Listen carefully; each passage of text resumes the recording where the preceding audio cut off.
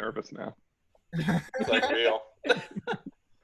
All right, for everyone tuning in, this is the Impulse Drum and Bugle Corps Watch Party. This is the second one we're doing, which is the second year of our existence.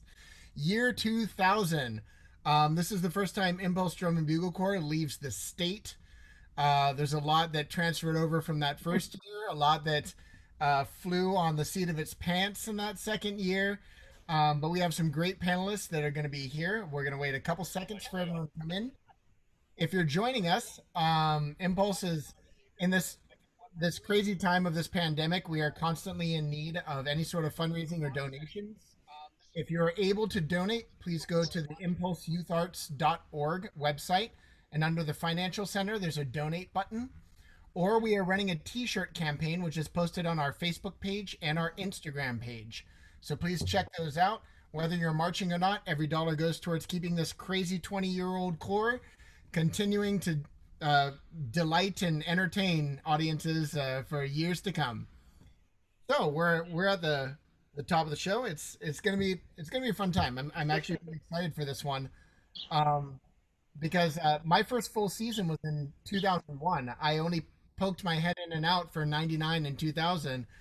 And I know there was definitely a lot of things that happened in 2000, leaving the state for the first time and taking that first longer bus ride. So I know there's going to be stories on this one. But for everyone that's tuning in, if you have questions, you can post them in the comments of Facebook. We've got someone watching Facebook right now that will let me know if we have any comments that pop up. If you're tuning in to any other platform, just direct them to the Facebook comments, or you can email me at coredirector@impulseyoutharts.org.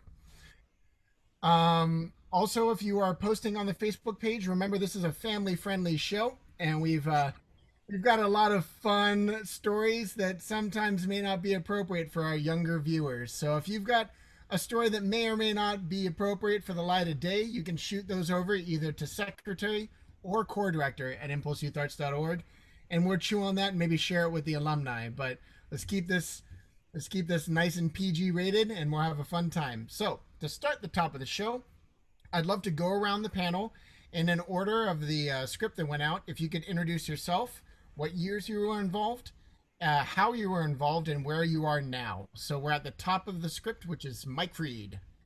Um, my name is Mike Freed. I was with Impulse from 2000 to 2002 as a visual instructor. Currently, I'm the assistant director at Thousand Oaks High School and Redwood Middle School, both up at Thousand Oaks High School. I teach band at marching band at the high school, and middle school I do concert band, parade band, and string orchestra as well. That's me.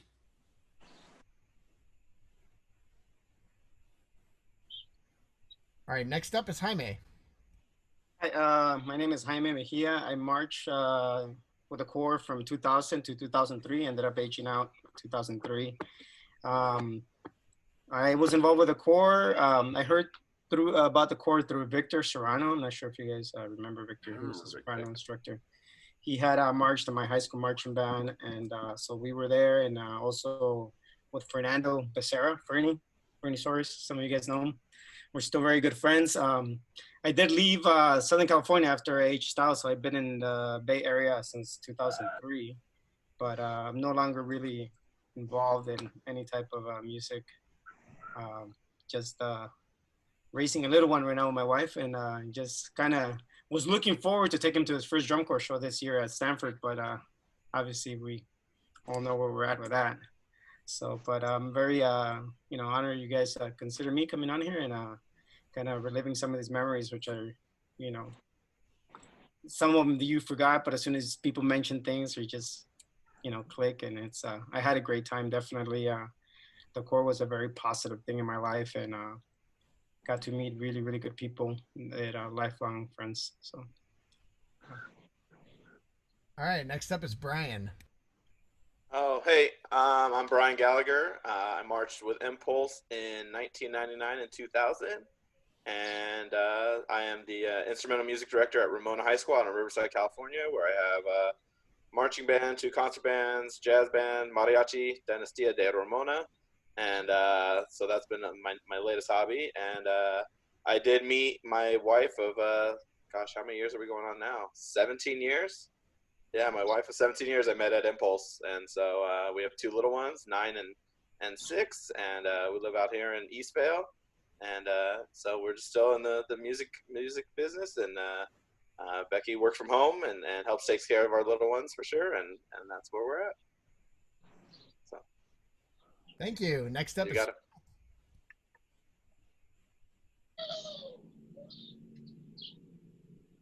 Chuck, you're up.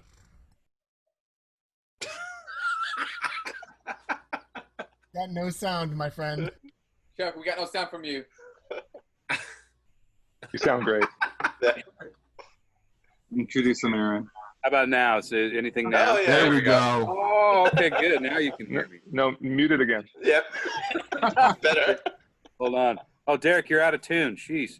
Try again.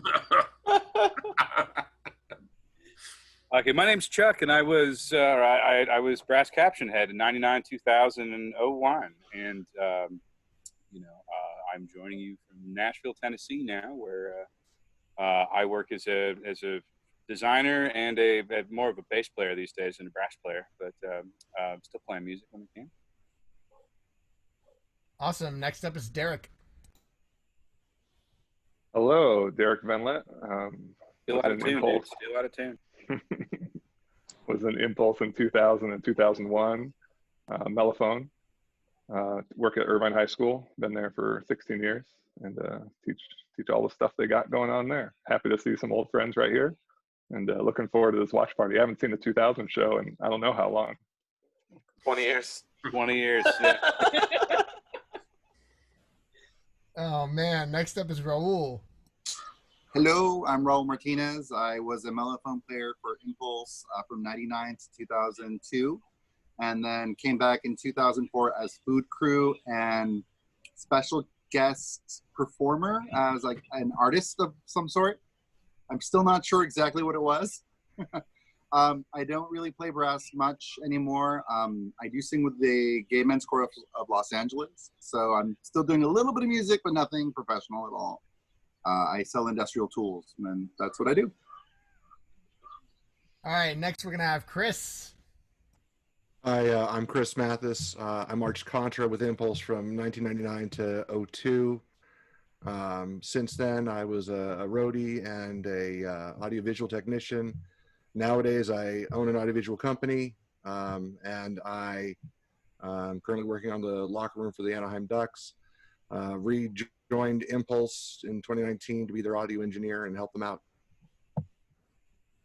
Very cool. All right, and then I'm Aaron Zeilinger. I marched. I was part of the '99 season, but my first complete season in 2001. I marched 2002, 2003. I cooked 04, 05. I was a recruiter in 08, and I've been the corps director since 2017. And next will be Rafael. Hi, I'm Rafael. I marched 01 to 05, Euphonium 01, Contra 02 to 05. I'm currently on the board for Impulse since the 2018 season. I was on Vish staff in 2018 as well, and I'm currently the band director at Dorchester Unified School District. Awesome. So we'll actually just launch straight into this. First up, I'm going to pitch my first question to Chris Mathis.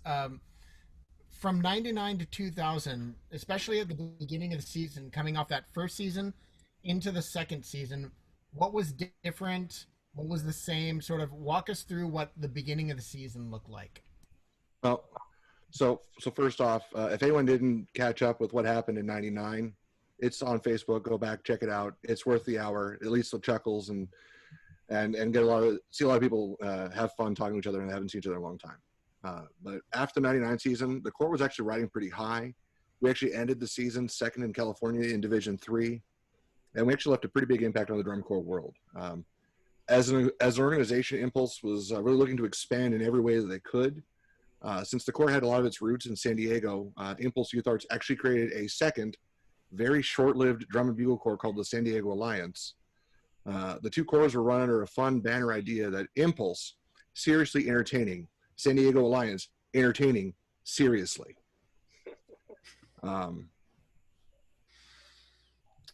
the Impulse had created a stir that was felt all around.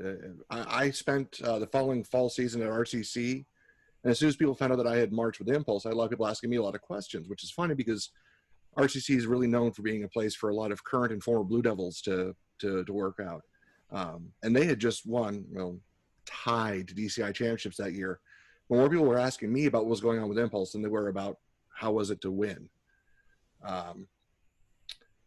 In my opinion, a number of people who joined as new members for Impulse in 2000 saw what kind of fun it seemed we had on the field and wanted to get in on it.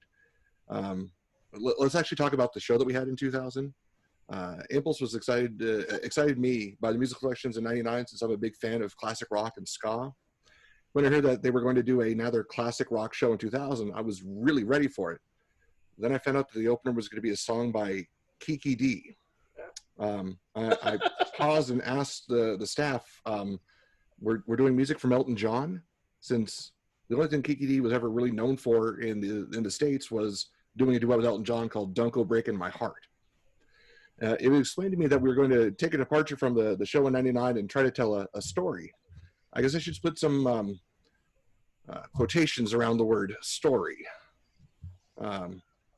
Let's say from my perspective, this was a rough show year. Well, to be honest, from my view, it was more like the show was rough. We never really got all the way through it. We talked about last week that there was 4 contras in the section, and they were all really solid. It felt really weird to me that we had a lot of growth going on, but I was the only one who returned in the contra line from '99 to 2000. And the show was written for actually 6 contra people. And going into the season, only 2 of us had ever played tuba or contra before. It was lucky that we had a lot of people who were interested in baritone and euphonium. I think we filled all the holes by like Memorial Day camp. And then we was like, well, slot them into a contra spot, put them in there. So we ended up filling out 6 contras. And again, only 2 of us had ever played before. The show was written with kind of, at least in my opinion, pretty contra heavy parts, a lot of open features. I will be the first to tell you that at my best, I was like a C+ tuba player at the time. Thank you everyone for nodding along. It's the truth. We can all admit it's not a big deal. C+ is probably being pretty generous. I really want to give a lot of credit to everyone who, from the guys that we picked up. We actually picked up a guy who had only ever played trombone before. Like, we've got a tuba, so I was like, I'll learn. And so we had Pedro. We actually had a person who supposedly had said they played tuba before, but when she played, she actually buzzed with her top lip and her tongue. And it took us until we left California to realize why she had no articulation value at all. Things sounded really weird, but we changed her entire system, got her to play proper. Actually, at the end of the season, I actually think the entire contra section was the most improved, because there's a lot of times where it's like, okay, well, here's the contra feature. None of you guys can play it. All right, Chris, you just have to play this part really, really loud to cover for 6 people and pray. It turned into a bit of a hallmark of Impulse. We were taking on members that had the will and the want to be there, maybe not the musical knowledge. I actually believe that the member of the year for 2000 was someone who was cut from battery and wanted so badly to be an Impulse that they learned how to play soprano. I don't remember his name, unfortunately, but I remember him being a real big light and actually really inspirational. Rich Perez.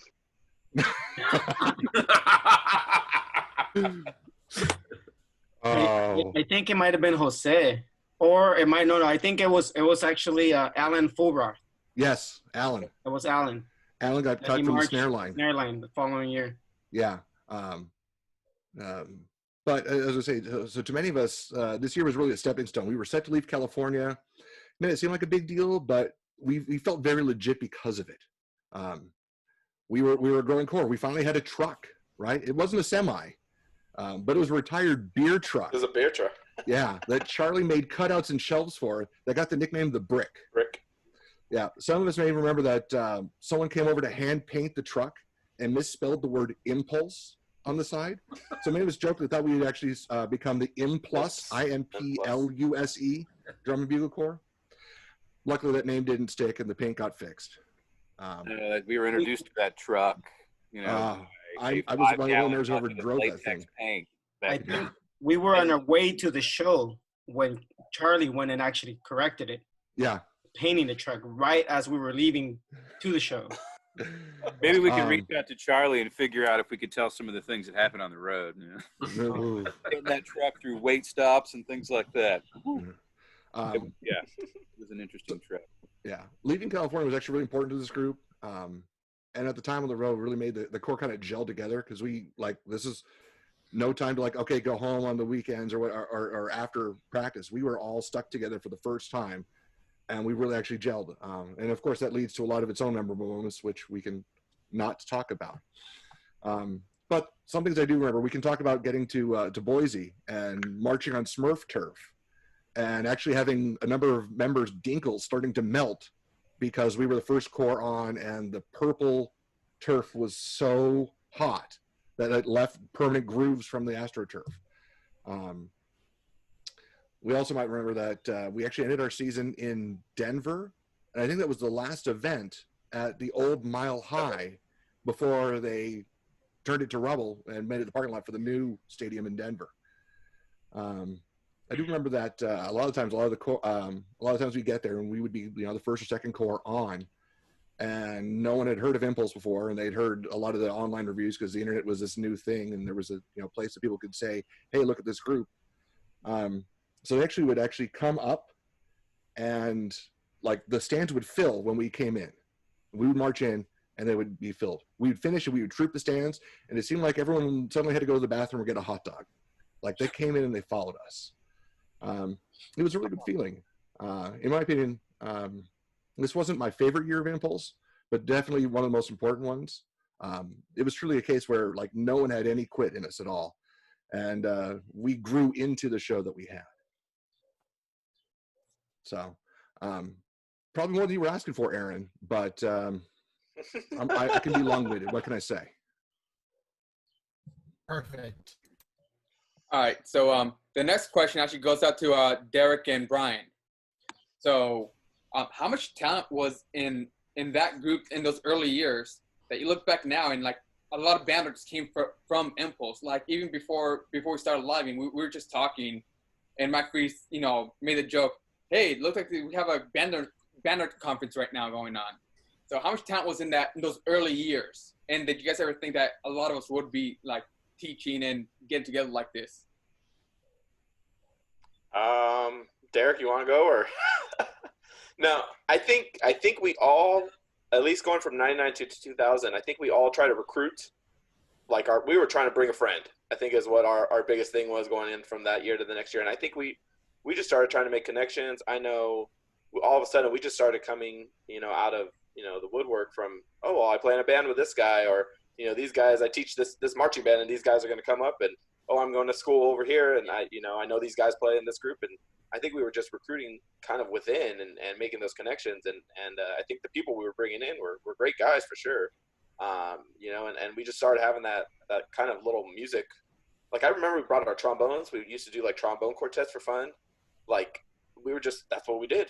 We just thought it. And then, Derek played French horn and we just were there was good musicians in the group. And I don't know if we were, maybe it was just because of the commitment level. Maybe we weren't the ones looking to go all full out all summer long. Maybe we just wanted to do something for part of the summer. We just wanted that kind of hobby. But I think we were getting some great members across the board. It wasn't just, especially in the horn line. I just remember us recording. You guys all had you wanted to entertain is what it was. I mean, that was, I can't speak to Derek. Derek, with this year, when you showed up, it was kind of wow, what's that guy doing? What are we getting? Yeah. But it attracted talent that wanted to do something different that was there. And it was completely from within inside. I don't think there was anything that the staff could have said to Derek, hey, come over here and join.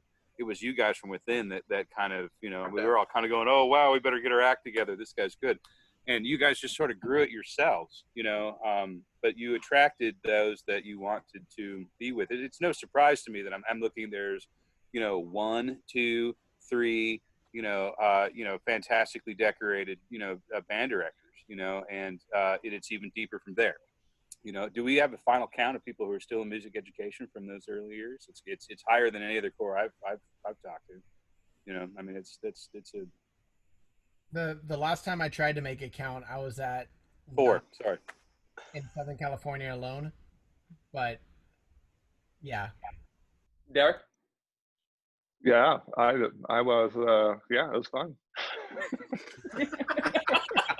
I didn't realize there was Well, such. tell me how you really feel. I'm confused now. I didn't realize there was such a confusion and mystique of why I was there. Well, I mean, Like- I say that because you could have gone anywhere, and so it's sort of like, what's this cat doing here, and it's, I only say that to exemplify the talent that that the members brought into, and it was, and you guys seeked out talent that wanted to perform and wanted to be together. I kind of think of was it last year or this year? Who was a kid that ended up in the sleeping bag? And well, I probably shouldn't say anymore, but there was a high brass player guy. Yeah, see, you guys know who I'm talking about. That cat didn't work out, right? He didn't want to perform the way you guys did. So, I don't know. I mean, I couldn't tell you what it was, but you guys attracted your own. You grew it yourself. Well, I think we started having ownership too. I think in '99 we were just there for the ride. I think we just I just showed up. And one of the interesting things about ownership is from a staff perspective, we were told very early on that we wanted to grow something, so we wanted to keep those kids here. The funny thing is every one of you came up and you had dreams of red or blue. It had nothing to do with black and yellow, nothing. And being a grunt staff member at that point in time, I couldn't tell you no. If you came and worked really, really hard and you told me you wanted to wear red next year or blue, then great. Then how can I help you do that? So some of those kids kind of peeled off that way, but you guys were the core that said, no, we kind of like what we have, and let's grow and see what we did. So, I mean, it was, you attracted the talent at the time. It was, I mean, you were clown princes. Well, that belongs to somebody else, but I mean, you guys were all really, interested in performing and being, being energy on stage as opposed to, something different. I can't quite put my finger on it, but when Chris mentioned that people filled up, the stands, it was to witness what you guys were doing on stage. And the interesting part is, from a drum corps perspective, they respected you, but they knew that they were going to get something different later on. They wanted to see the uniqueness that you guys put on the field. I joined much like Brian, but a year later. I just showed up. I was happy to play, and there were enough players in the line. I was like, oh, this will be fun. Yeah, so but it was was that line. It was the line that kind of brought and grew. You know what I mean? It was. I would love to say it was the talent of the staff. No, it was. I mean, you guys far eclipsed. You guys were the energy, that pushed through. All right. Awesome. Thanks, guys. The next question is going towards Raul. What was it like to leave California for the first time in this second year corps? It was my third year marching. I done a year in '98 with West Coast Sound, and then I already come back and done another year, so I felt like I knew everything at that point. And it was a steep learning curve. I learned things on that tour that I still do now when I travel. Invest in good shoes, invest in a good water jug, and pack light. Just pack light. You don't need everything. As far as just leaving the state, what we really got was time. We got time to gel as a unit, really just build friendships that, were amazing and some of the most fruitful of my life. Also, we got to really spend some time and make the show what we wanted, which was great. And I mean, there were elements of the show that we didn't add until we got to Oregon. For example, I think it was Miss Grundy was the name of the teacher that we added to the show. They didn't even tell us it was happening. They just put a pit member in drag and threw her into the show without telling any of us. So we were just dying laughing in the middle of a performance as this is all happening, and it's just hilarious. It was a great time. But yeah, really hard and a steep learning curve just to like deal with the amount of time that we were going to be gone. Yeah. I actually think I think we added the last element and in Denver. I think the baby carriage didn't make it onto the field until the last show. I don't even remember that. I don't even remember baby carriage. Was there? Yeah, because the hall monitor and the band director got together. They had a relationship, yeah. Yeah, and that's why there was a repriced Dragnet. Oh, that's right. Oh my God. Was obviously. Just carry on top of everything to make it make sense. Yeah, that was the thing. We were better with energy than we were with show design. And just speaking to what others have said about the talent in the group, for us schlubs that were just kind of there to like learn and get better, having you guys in the core really had us step up our game, and it made us all just a little bit better to try to meet the energy that you all were putting out, and it was great. That's all I wanted to say about that. All right. Next question. This is actually for Derek and Jaime. So you guys were not part of the charter members of the group. So you guys were this second year. What drew you guys into Impulse? I'm like what was it? Did you guys see Impulse its first year and said, "Hey, I want to go there," or did somebody just recruit you and go, "Hey, come on over, check this out," and you guys stuck with it? I guess I'll start. Well, I had heard in my high school, and we had a few members, like two guys that had gone on to West Coast Sound, and obviously everybody knew who, the Blue Devils, Madison Scouts, and all the big corps back then.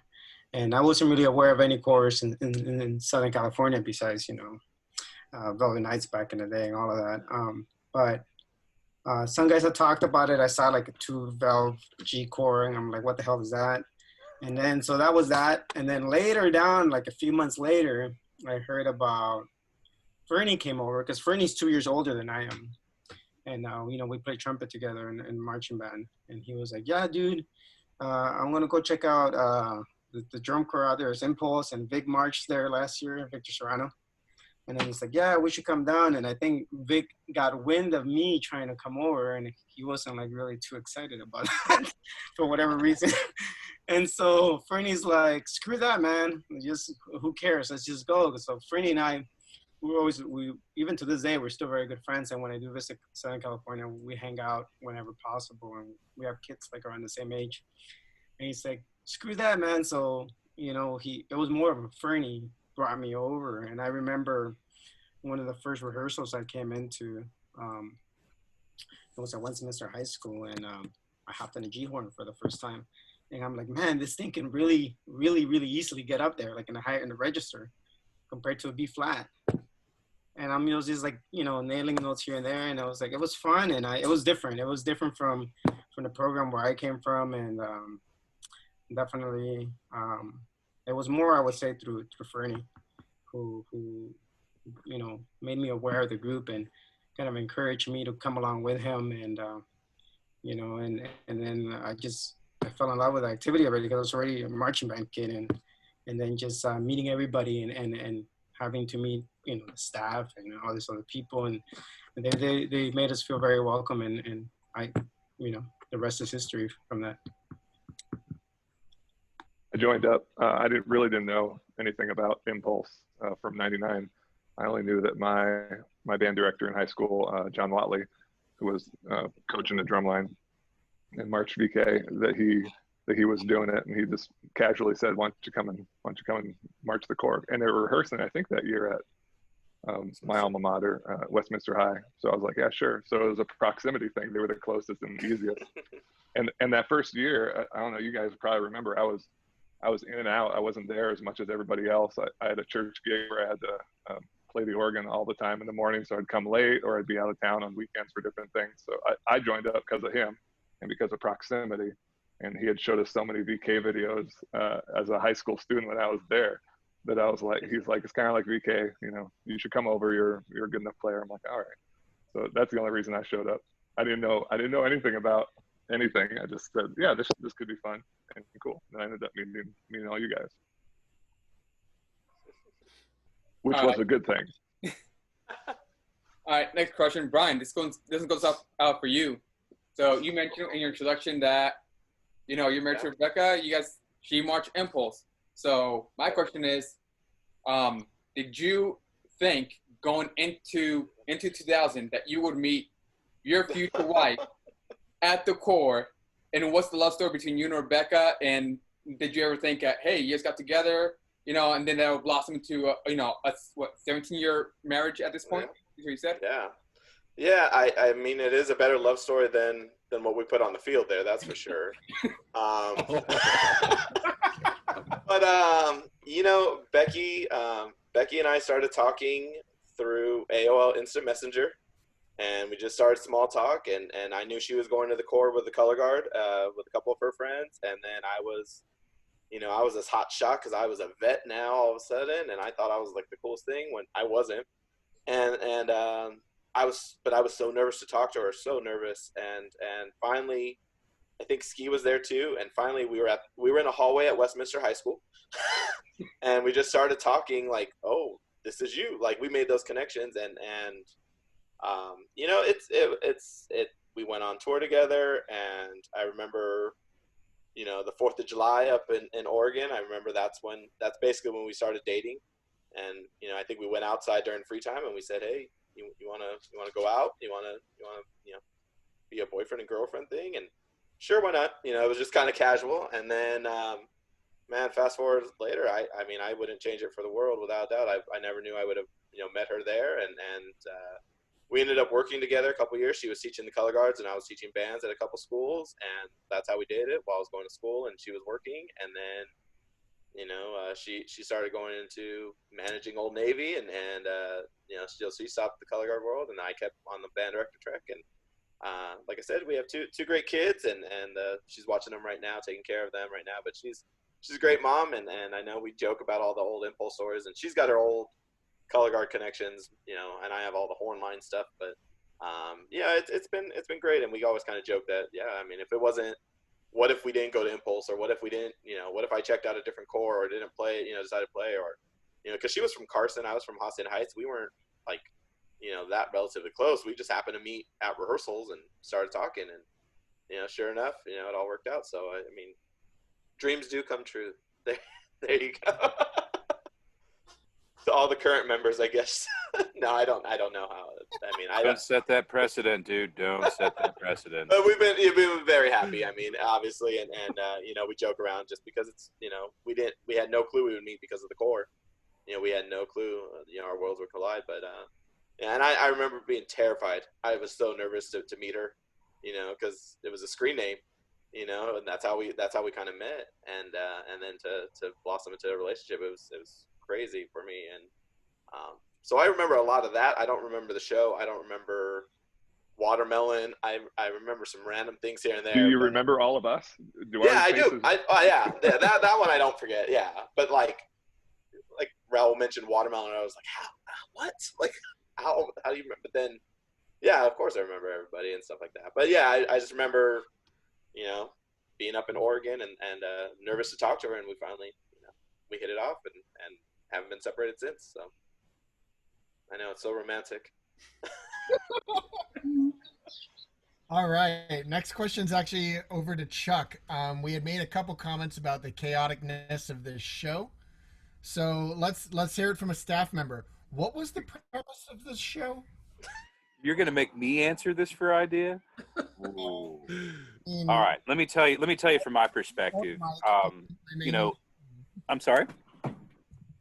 It can be you or Mike, but I'm aiming it at you. It's up to you two who wants to answer. Well, I think Mike and I kind of saw it from the same level, where like 99, it was, the staff was small, and it was I mean, we wore a lot of hats. We had to do a lot to get in.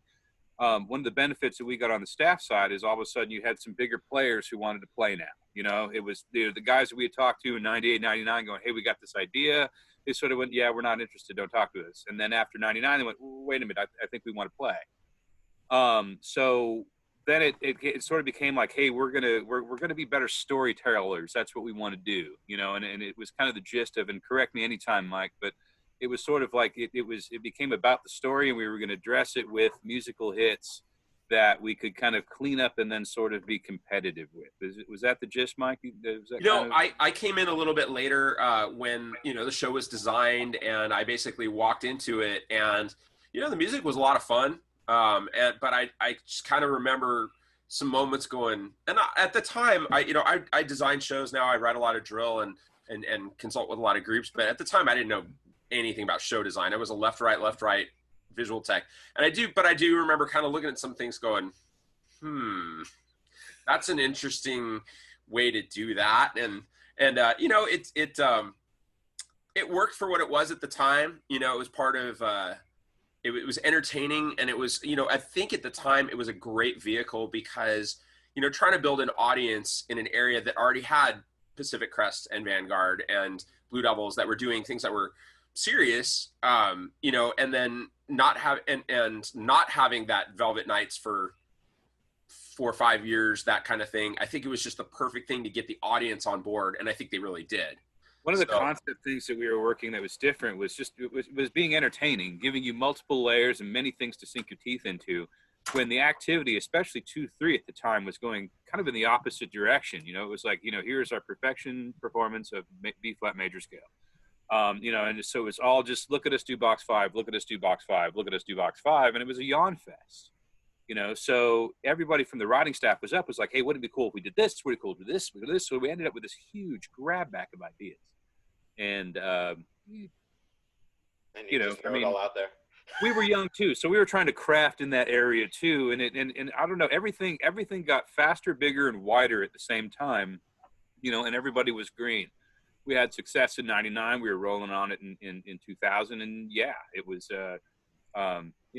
it was in bigger hands. And so, we were all learning as the core on your end was getting bigger, and you guys were learning to function. Staff on that side was as well, and all of a sudden it was, I don't know. I learned a lot in 99, kind of on Mike's end, where it was like, I thought I had a handle on this, and maybe I don't. And, it was a really a big year for us to kind of pay attention. And, it quickly turned into, for us, a polishing game as opposed to a design game. Does that make sense? Kind of what was handed to us was like, oh, wow, okay, now we have to really polish and shine all of these moments at the same time that another two behind us was kind of forming the story. We learned a lot. Yeah, and that's kind of an interesting point, because both in 2000 and 2001, the idea was, learn the show and then go on tour, and the show would be done. And what the staff, quickly discovered, and I mean, this is just standard in drum corps, you get on the show, you got to get on the field, and the judges like certain things, and then they go, what are you doing here? And I mean, I remember very quickly why we put in the fire drill was because the opener was like 5 minutes too long. Mm-hmm. And we just kind of went, how do we fix this? And of course the design staff was not there with us. We're like, how do we cut? I think we had to cut a minute out of the show, out of the opener. Yeah.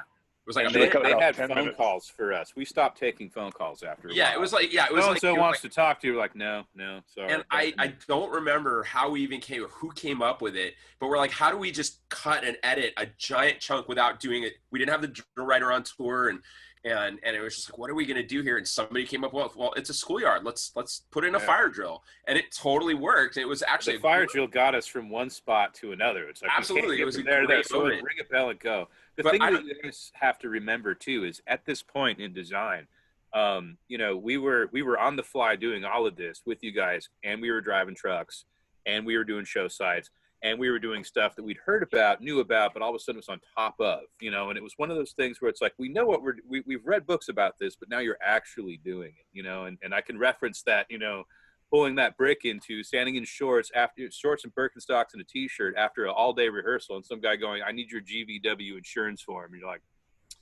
they didn't teach that music theory, dude. What is that? There was all sorts of stuff going on that by the time you got to the next show site, somebody said, all right, dude, this is what we're going to do. And you were like, cool. I'm looking forward to how that's going to come out. All right, Mike, quick question for you. This will be short. Then we got to take care of a little bit of business, but, what drew you into being part of staff that year? You know, it's funny. It relates to some of what we were just talking about. I taught the previous couple of years. I was teaching world class, but nowhere around here. I taught Kiwanis, wasn't it? I'm sorry? Kiwanis? Or... Yeah, I taught the Kiwanis Cavaliers from Ontario, Canada. And then I taught the Colts in 99 from Bugle, Iowa. And we were, top 12 core and all that, but I was never around home. I'm born and raised here in Southern California, and I needed for my work to not be gone as much, and I wanted to be somewhere closer to home. And when I was on tour in 99, I'd actually heard some little things. This is back when we still got Drum Corps World magazine, at all the core shows. You could read the little newspaper, and there was a lot of rumblings about this little corps from Southern California. And being, kind of taking on that sort of Velvet Knights mantra, which was something that I always enjoyed as a fan. I got involved in drum corps at the very last minute. I marched as an age out. I was a clarinet player in high school. And I heard some stuff about it. And when I came back, and I was like, okay, I really want to do drum corps. I want to keep teaching, but I want to stay home. And so I emailed, I think I just emailed off the website somebody, whoever. And I think Ron Zeilinger called me and said, hey, I checked into you. I got a good reference. You want to come down and check out rehearsal? Went down to Westminster, and I had the weirdest interview with Dr. Tim Benge, which was for a visual tech job where he was asking me about Kodai method and all these like music education theories, which I was sitting there going, what does this have to do with going left, right? But somehow ended up there and met Charlie, and Charlie was Charlie and Spam was Spam, but it took Charlie not a long time before all of a sudden I had his trust. I was an outsider. I was not a VK guy. I was not that, but he just, I don't know what it was. But he and I got along. He trusted me. And talking about what Chuck was doing, I never had to do any of that behind the scenes core stuff. There were a lot of times where Charlie disappeared from the field. He's like, I went from the new guy to here, you take this, I got to go be assistant core director or tour director, whatever his role was. And he trusted me, and I really liked it. I liked the vibe. And going back to the talent that you guys were talking about, I came off of teaching a top 12 world-class corps in 99 and came here and found, some of our best players were better. Were better. It was a different vibe. It was a different show design for sure. We can talk about the snare line in Oregon this time, right? I mean, that to this day is just, I still run into people who from those years, I go, oh, wait a minute, Oregon.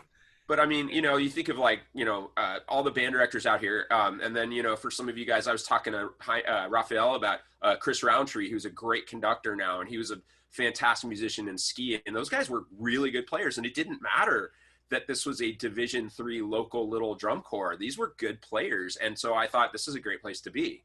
And of course it was a lot of fun, and it fit into that entertainment mentality. And, and I had some moments in my last year's marching band show that I helped design and teach, where we had some entertaining moments where I was thinking, oh, we got to do something here. What would Impulse have done back in the day? Complete with ending the show with a person in a rabbit costume, because we did a magic show. And that was a total, that was something that I got out of having that experience, because my drum corps experience was,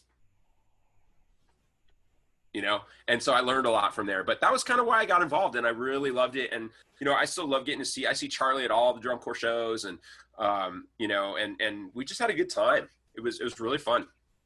Okay. Thank you very much.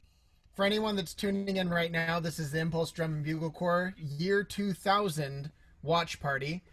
Joined with a fantastic panel of people that marched and people that taught, and me and Rafael, who just happened to be trying to kick this thing along as it goes now.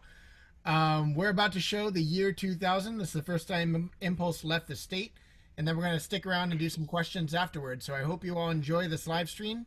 If you can donate, please go to impulseyouthArts.org and go to the financial center page. Or you can buy a t-shirt, which will be linked on our social media platforms and in this watch party description. So enjoy the year 2000, show title I2K.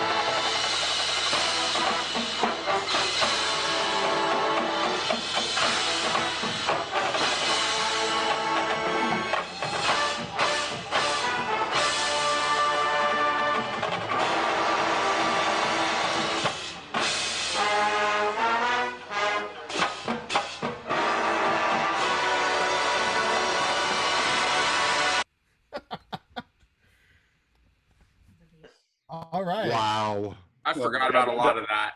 That was totally a contra show. 2 volumes There's on a and little off. bit in certain spots in Yeah. there. 2 volumes, horns up and horns down.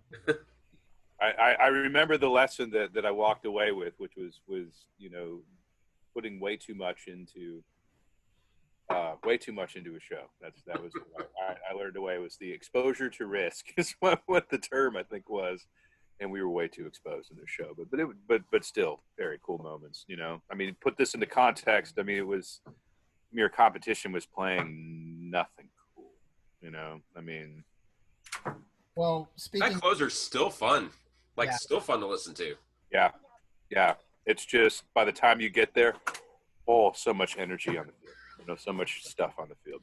It's But in following up after watching that show, did Impulse really use signs to describe what the heck's going on the field? I mean, that's the Mike and Chuck. okay. When you go to a judge and they're saying we're just not getting the clarity, we're just not getting it, and you're out of ideas, and you go to these guys and they say, how about trying something like this? And you go, okay, and we go to you guys and go, hey, do this. By the second or third time, we're going, okay, you want to see this, and they want to see this, and they're just not getting it. So yeah, we threw signs. Yeah, I mean, without the sign, you look at the video and you can't really read what's going on. You can't read any signs or anything. There's some moments in the show you're like, what is happening here? And that was like the quick little fix was just, all right, let's just throw a sign in there and show them what it was. I remember we had the love scene. We had the flowers, right? Where he offers the flowers. And then I remember the last one was the money, right? Holds up, offers her money. And that was the one where the love story took off, right? Am I right? That is correct. Yeah, that is correct. Wait, sorry, I'm lost here. Is that how Brian and Becca got together? Yeah, she definitely didn't follow the money. Right? Yeah, I was a music teacher, but I wasn't that music teacher. I'll tell you. Family show. Yeah. The next question is to Dirk and Brian, or Jaime, basically anyone that marched this year. How many song snippets were jammed into that show? And too many. Name them. Well, you had I Got the Music in Me. Yeah. There's some too much time on my hands because they go to detention. Oh, the Bach. Yeah. The Bach is in there because then they get in trouble. Some mariachi snippet for whatever reason. There's that small, I think there's a snippet of the Beatles' Help in there. Yeah. I think there's a snippet of Tequila, isn't there? I thought it was Dragnet's in there. There's Dragnet. Sunshine of My Life. There was just so much thrown in there. Rock in the Paradise. Yeah. Rock in the Paradise, 1928. Was it Ron? Who composed the book? Was it your dad that composed the book? Who? Dan. No, this was big. Dan wrote this one, I think. Yeah. Or Dan arranged it. This was Tim Bench. Tim Bench. This was Dr. Tim Bench. Oh. Dan came in to fix, I thought. Okay. I thought he rewrote something. He wrote stuff in 99. Okay. Yeah. Can you guys imagine paying the copyright on all those tunes now? No. Yeah, I think most of them were cut to like that would be two measures only. Yeah. All right. My next question is actually for anybody on the panel. So I just want somebody to tell me the story of watermelons, because you guys were talking before we went on. You guys started talking about watermelons or something about watermelons. So I forget exactly what it was. So can somebody explain to me something about watermelons that you guys were talking about earlier? This was me, and I was really asking to see if someone else could explain it to me. The thing was, at some point, somewhere in Oregon, someone gave us a truck full of watermelons. So it seemed like we were eating watermelon everywhere as much as possible at all times. And I don't really understand why we had so much watermelon. So I guess it would. It's a form of currency in Oregon. Around. You guys all understand budget. I don't remember this at all. I remember olives, lots of olives in 2001, for whatever reason. But the I remember watermelon skipping it all and going right down to the peanut butter and jelly at the end, dude. No. All right. My next question. This is for you, Jaime. How did your trumpet call, followed by your name, come to be? Did that start like, was that in 2000 or was it like 2001? But how did that come to be?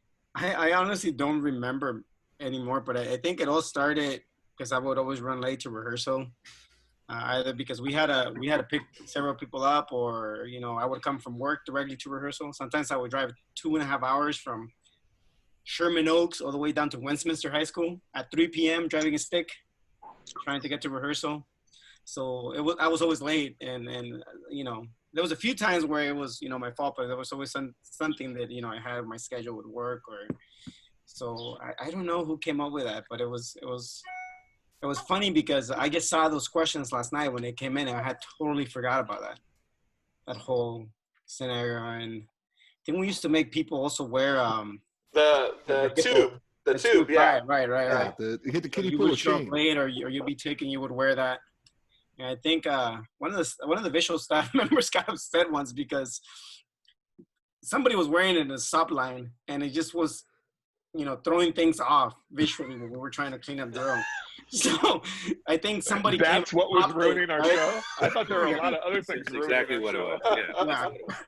That wouldn't have been me. We just blame it on the inflatable whatever pool device it was. But I remember somebody popped it and we fixed it with duct tape. Somebody was wearing it like the next day or something. It was just, it's a lot of stories, a lot of good times, and it's funny because some of them they just come to you. But yeah, I think it was because of that. All right, this next question's actually to everybody. Also, we've been watching the Facebook page. There's been some comments saying that the watermelons came as surplus from Vanguard. I don't know if anyone remembers something like that. I remember we housed with them. 4th of July. I remember we housed with them at a show site, and I remember, I think it was in 2000 when their program coordinator came to us after the show and said, "Hey, do you guys want to like?" They had the stadium. We had the little crap field behind the stadium, and they said, "Hey, we're done at a certain time. Do you guys want to use the stadium for a little bit?" We said, "Great, that would be awesome." And then they said, "Do you want to trade run-throughs?" Yeah, it's the first time we proved. Oh yeah. Right. Remember that? Yeah. And not only did we do that, but they were doing that show where they had that human chain at the beginning. Adagio, yeah. Right. And you guys remember I think a bunch of the core members got together and said, "Let's do that in the beginning of the show." And you guys threw that in for that run through. I don't know whose idea it was. Do you guys remember that? Right, Dexter, yeah. I just remember I blame Dex. Derek writing Most things that involve Vanguard, I always point to Dex. That's right. Hey, man, we did a rookie talent night. we did rookie talent with a Dodger for strings, and Derek wrote it. It was hilarious. I remember you and Fernie had some other idea, and I was like, maybe that'll work. Let's try this instead. It won. It won too. Nice. I referenced the talent again. That was a cool moment for the core, though, doing that run through for Vanguard, because I was up in the stands for that, and they loved it. They really dug it. They did. Yeah. Oh yeah, Pedro's saying they fed us too. That's true. I remember they did feed us. They still have the best food truck in all of DCI. They baked their own bread. That's all I remember. No, that was a special night, man. That was pretty cool. That was one of the best housing sites I think I remember. Was Mm-hmm. with those two groups. It was good. It was good. All right, for I anyone, don't know. I kind of like sleeping in the park. Anybody else? Was it the much park better or the than- cemetery? No, Being was outside. it was the park that had the gigantic missile in it? Remember with the houses that in Utah somewhere? Green River, Utah. That was 2001. that was Yeah. Next year. That was yeah. 2001. That was when we pulled. Next week. We Wait pulled till in, next week, guys. We'll cover and that. we had to. Okay. Bus driver had to I'm rest. so sorry, Raul. I apologize. All right, everybody. Anyone that's joining in, this is the Impulse Drum and Bugle Corps 2000 watch party. We are currently just catching up with old members and old staff members and sharing a chuckle while watching the show. We are constantly in need of help trying to keep ourselves afloat in this strenuous time. If you have the ability, go to impulseyouthArts.org and go to the financial page and donate. Or we have a t-shirt campaign that we've created. It's on all of our social media. It will also be attached to this post. Every t-shirt goes towards helping us stay afloat and continue our zany mission of bringing family-friendly entertainment to the masses. Also, as a follow-up, I mistakenly pronounced the wrong show title at the beginning of this because I am a noob. And it's 101. And as a correction, we were trying to think of how many show titles there were. for everyone to know, the show titles we registered with DCI are as follows. I've Got the Music in Me, Jesu, Joy of Man's Desiring, Too Much Time on My Hands, Dragnet, and Rockin' the Paradise. And that is it that we registered. So, who knows? Wild Wild We West. didn't actually play any of their songs. They were just things that sound similar to, so we didn't pay copyrights. I don't know what you're talking about. We would call it a derivative. Yeah, the last question goes to everybody. We had talked about nicknames prior to this broadcast, and some people we knew. So I wanted to ask if anyone can remember some notable nicknames that were dubbed during the year of 2000. Maybe some members that you remember that you may not even know their real names nowadays. Dex, do you remember anybody's real name? I mean, that was the year of Dexter and Pedro and Gates and. What was the Contra girl's name that almost took me out in the field? Almost gave me a concussion. You guys were talking Alicia? about. No. Alicia was 01 and 99. That was 01. No, she was really short. Yeah. Oh, okay. I can't remember her name. She's the one who buzzed with her tongue instead of her bottom lip. Oh, dude, she hit me so hard in the head. And I mountain bike. I'm always taking a spill, and I've been to the ER a few times, but I've never been hit so hard in the head that Contra. I always compare it to that Contra. Yeah, that's not that bad of a crash. I got hit harder before with a tuba or a Contra. People had never with a Contra. People on Facebook have said that her name was Heather, and it sounds right. Yes, it is. It was Heather. I remember now.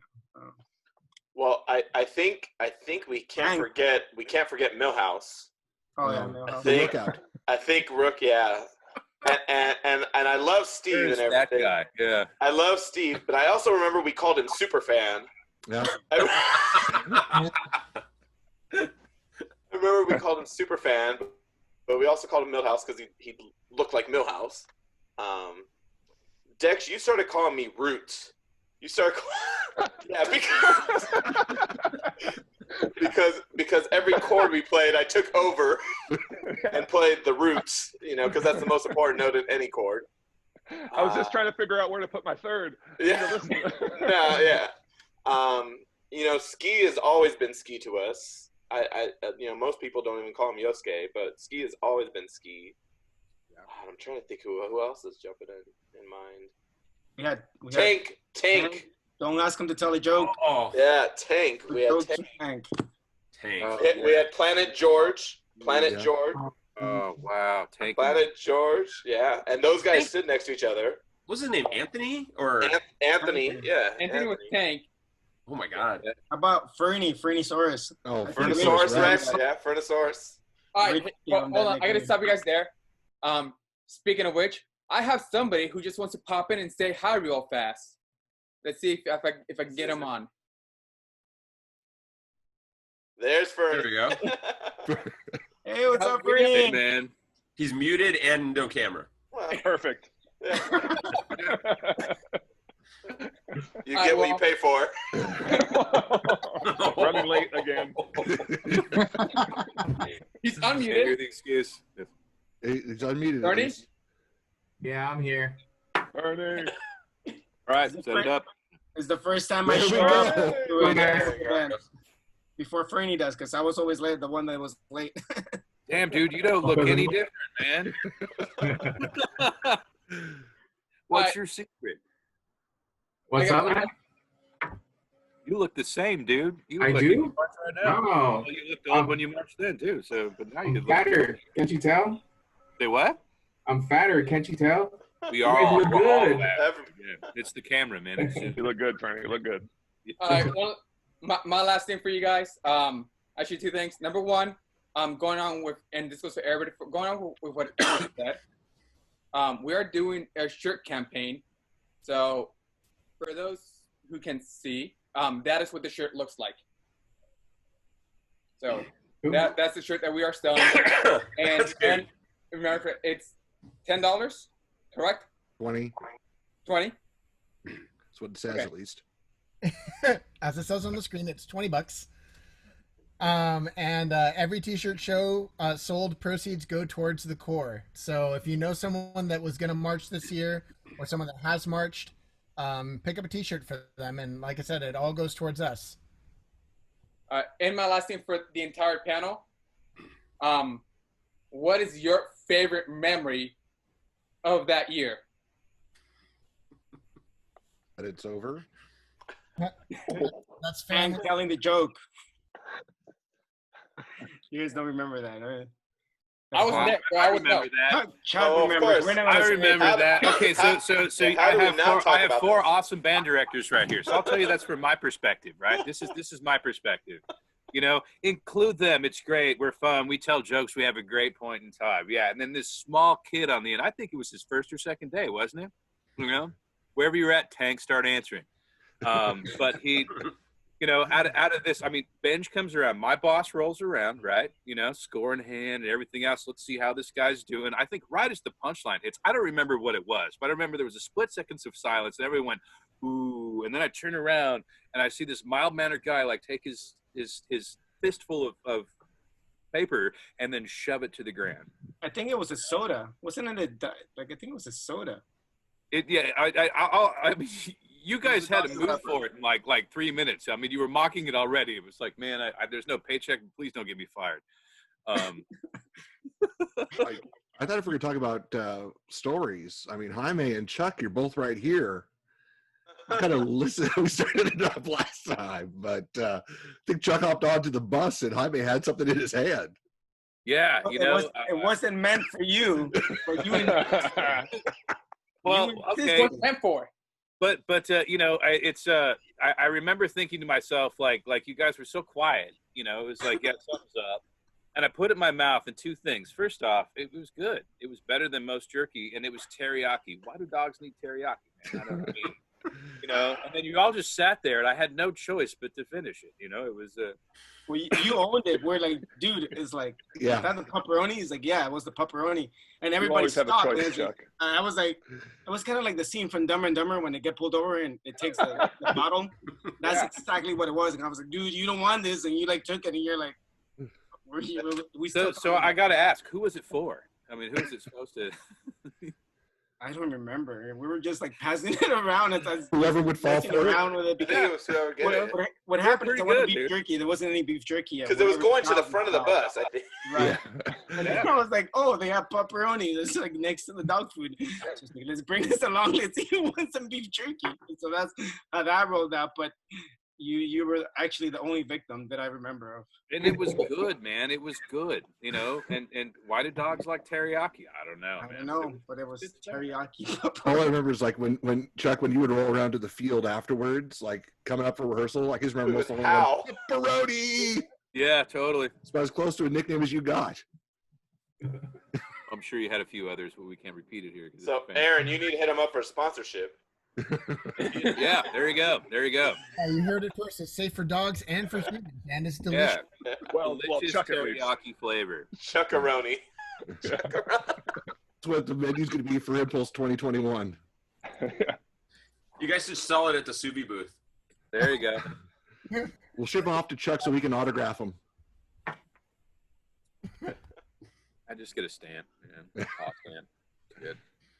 So, Fernando, since you joined us, what was your favorite memory or thought of this season when we brought up the year 2000? What popped up into your head? I think it was year 2000. Didn't we end the tour at the Mejia Stadium? Yeah. Yeah. Yeah, and wasn't that like the last show there before like they closed it down or they transferred over to the new stadium? Yeah, they Yeah, were about to already make building a a parking basketball lot. field. Do any of you guys remember the crowd reaction in Denver? I remember it was small. It was a lot like that. There was silence. No, I was. That was. It was. I don't know. That it was. You filled a stadium that day. You know, it was. It was. I mean, you guys have all done it since, but for me, it was the first time really taking a group into that big of a stadium. Yeah, that was awesome. It was, and there was a moment, I think, when we pulled around, you know, and we came off the freeway, you could see it. You kind of approach from the top, and the bus I was on got quiet, you know, and I think everybody at the moment hit everybody that this is a big show, you know, and it's a big and you brought it, you know. It was the first time that I got to hear the Impulse sound ring in a bowl like that, and it was that still lives with me, and that's pretty special, you know. It was the first time that you know I mean, it was Drums Along the Rockies. Everybody brought their A game there. That was, I mean, Div 1 all the way down. Everybody came in swinging, and I remember the crowd reaction. You entertained them. It was great. You know, people were, I don't remember how big it was, but everybody was clapping, you know, and yeah, that was pretty cool. It was a very high box. That's all I remember. Yeah, it was very high box. It was certainly a different boxes. Like, which box is the right box? Straight up. Well, you remember the venue, the previous venue right before that was Laramie County College in Wyoming. Yeah, not a where high they box. had more sheep than people. So definitely, like I remember somebody actually knew the sheep to person ratio there was like 10-1. Well, they were all behind us, and they were loud. Yeah. Wait, the people or the sheep? The sheep. Sheep. That Wyoming ride all the way down to Colorado is memorable. I think every time I hear the name Wyoming or I work with people sometimes in Wyoming, I always say F Wyoming because it was nobody slept during that ride. Yeah, you're right. All right. Well, thank you everyone for tuning in. Thank you all the panelists for joining us. This was the Impulse Drum and Bugle Corps 2000 Watch Party Music 101. It's a lot of fun doing this. We're going to be doing this every Saturday at 6 o'clock, going through the years, all 20 years of this Black and Yellow family. Make sure you go over to impulseyoutharts.org and check things out. Check out our Facebook and our Instagram. It was definitely a joy. Every one of these have been, I mean, there's only 2 so far, but I'm so excited now. All 2. It's such a trip down memory lane and getting to connect with people that some of you haven't seen in 20 years. It's so much fun. So to everyone that's watching this, please tune in next week. And for all of you, thank you so much for joining. Hope to hear from you soon. We do have a special guest next week, which I will not say who it is until you see that person. Rafael, the man of mystery. Awesome. Thank you, everybody. All right, see ya. Guys. Good to see you all, you guys. Bye. Good to see you guys.